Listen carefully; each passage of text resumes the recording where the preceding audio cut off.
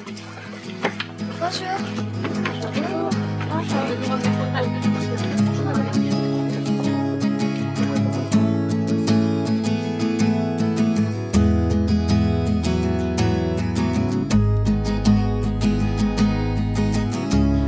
déjà, merci à tous d'être venus ce samedi matin. Et je suis très contente de vous accueillir et de vous raconter un petit peu ce qu'on fait dans notre laboratoire. Donc je voulais commencer par vous présenter la super team de cette année. Cynthia est ingénieure. Adia est postdoc, c'est-à-dire qu'elle a passé sa thèse il y a moins d'1 an. Sylvie est chercheur et Anne est en train de passer sa thèse. On travaille toutes les 5 cette année pour faire avancer ce projet pour lequel vous êtes venus et que vous avez soutenu donc, grâce à vos dons. On s'intéresse à une famille de protéines qu'on a appelée atype et qui a été donc découverte chez nous. Donc voilà le crible, le test que Sylvie a fait sur 1370 composés. À partir de cellules qui sont soit à type 3 positives, soit à type 3 négatives, et qui ont été mises à pousser en 3 dimensions, bah elle les a mis en présence des composés. Ça, c'est un des composés qu'on aurait sélectionné, enfin qu'on a sélectionné, c'est-à-dire très peu actif sur les à type 3 positives, mais qui tue complètement les cellules à type 3 négatives. En fait, aujourd'hui, on en est à 9 composés actifs, et l'idée, c'est l'année prochaine d'avancer pour caractériser ces 9 composés, essayer d'en trouver 1 ou 2 qui soient vraiment des champions, sur lesquels on va pouvoir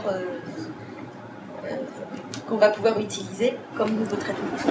Mais comment vous avez trouvé tous ces noms, par exemple à type 3 et tout ça? Comment vous avez trouvé tout ça? Comment on lui a donné son nom? Oui. En fait, on leur donne un nom souvent en anglais. Et parce qu'on a trouvé qu'à type 3, c'est une protéine qui interagissait avec une autre protéine qui s'appelait AT2. Comme vous testez sur votre souris, est-ce que ça va faire la même réaction sur un être humain? Alors ça, c'est une bonne question.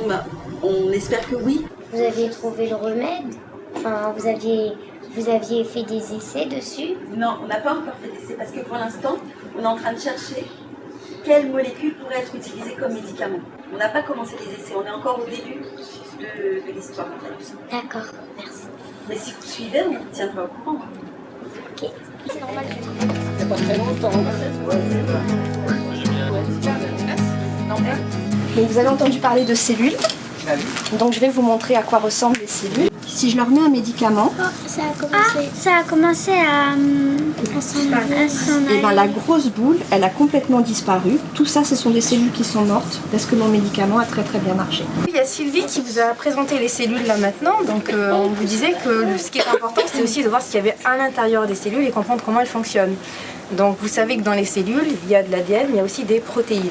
Donc tout ce que vous voyez en rouge, les petites lignes, ce sont des protéines qui ont bien été transférées du gel vers la membrane. Donc ici on est dans la pièce de bactériologie. Donc ici moi j'utilise les bactéries. Alors il y a un tube où celui qu'on voit à travers c'est juste du milieu liquide avec tous les nutriments pour faire pousser les bactéries. Et le gros, c'est ce que ça a donné le lendemain. Et du coup, c'est tout trop, parce qu'il y a beaucoup de bactéries qui ont poussé. Cynthia vous a dit que vous pouvez produire de l'ADN en grande quantité et donc on peut modifier aussi cet ADN. On peut modifier l'ADN de notre protéine d'intérêt à type 3. On peut la modifier pour lui mettre une petite étiquette de couleur. Là, ça commence à être bleu. Là c'est bleu. Ouais.